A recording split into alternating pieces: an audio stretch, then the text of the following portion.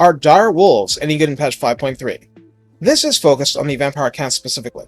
Warhound type units abound in Total War Warhammer, and in a faction without range of its own, being able to nip at the heels of crossbowmen is a crucial advantage. If nothing else, dire wolves bring speed, and as the light armored cavalry model goes in our real world, speed is life. Or undeath, as the case may be. Recruited for 500 dark magic, gold equivalent, and 125 upkeep, this is still a lot more than zombies, and compared to skeleton infantry it's still significant. So min-maxing players will be constantly evaluating how many wolves they need and how many they can get away with. This gets you 80 entities on Ultra with 6,080 health between them for 76 per entity. This won't seem like much, but this means the unit is well made to swarm a missile unit with 90 entities, as is very common for Empire units. Whatever its other weaknesses, and they are numerous, making up for a lack of splash damage is not that much of a problem. Armor? Armor, you ask? Well, there isn't any. It's not here. Armor is 0. Leadership 35 is one of the lowest around. This is one reason why basic wolves are very fragile. They won't run away, but they'll collapse as they take serious damage. Armor 0 makes taking that damage easy.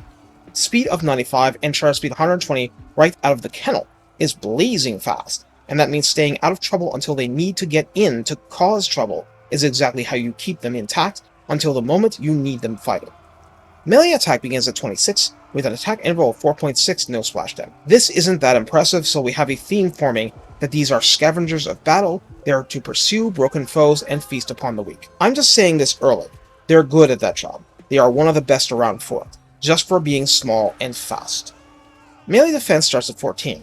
In a sense, this is expected, but it's awful. Wolves are there to bite, not to parry your blows. Weapon strength 22 is low, but base 19 and 3 armor piercing is telling us they do entirely adequate damage to low armor targets, and entirely inadequate damage to anything armored. Charge bonus is 26 and mass is 150, which affects how well they pass through friendly lines. In other words, sorta okay, but nothing special. Let's rewind our brain cells a few seconds. Charge bonus 28 is not at all bad, and immensely helps the wolves bite deeper on the way in. So if it is possible, you want the unit charging and hitting appropriate targets. Besides standard undead features, hides in forest, and causes fear, wolves have Vanguard deployment and Strider, and these work in combination. On a map with forests, carefully hiding them in forests not available to the main army, and using that to help flank, is standard practice, but that doesn't make it bad. The last thing you need is your fragile wolf unit shot to pieces before it can do any good for you. In the redline skills, Call of the Night at 3 pips grants plus 12% speed and plus 12 flat charge bonus. This section alone makes this video worth doing. Sure, the demo combat version doesn't get that benefit, but when your speed starts at 95, adding 12% is well past the level you will notice it as a squishy human player. The charge bonus boost means otherwise unmodified dogs have charge bonus 40, equivalent to a lot of legit light cavalry. And for such units, your first blows will be in effect melee attack 66 and weapon strength 62, or nearly triple the damage they do in prolonged melee. Now that's taking a bite out of the order tide. At rank 7 and up, and that'll often be for a regiment of renown because these units are easy come easy go usually, deadly power is where they fall, adding plus 5 melee attack, plus 12% weapon strength, and 10% physical resistance. That last one is an even bigger deal on a unit without its own armor. What makes things especially interesting is that the story doesn't end here. In the tech tree starting off with the Noiro's Blasphemous Bestiary.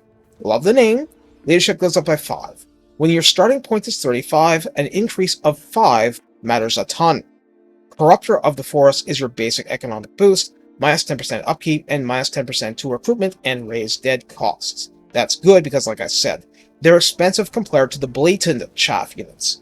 Leader of the Pack provides plus 5 weapon strength, we'll take it, and plus 10% speed, which being independent of redline boosts, because let's face it, how many of you will redline boost wolves? Makes them more effective at their job. I mean, you absolutely can benefit from redline boosting wolves. I'm just being realistic about how many Undying Lords will actually do that. So how do we use dire wolves in the midst of battle? We've been through a lot, so I'll just recap.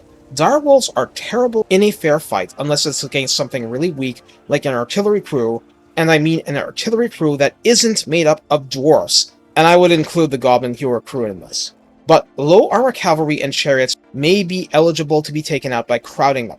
In a lot of cases, this matchup goes the other way, and the wolves will be destroyed. It's case by case.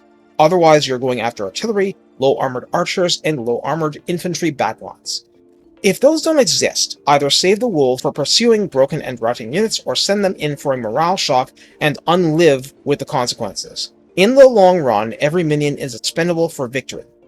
Despite the fragility, north of 95 speed and any damage you can inflict with them is very valuable to resolving your battles quickly.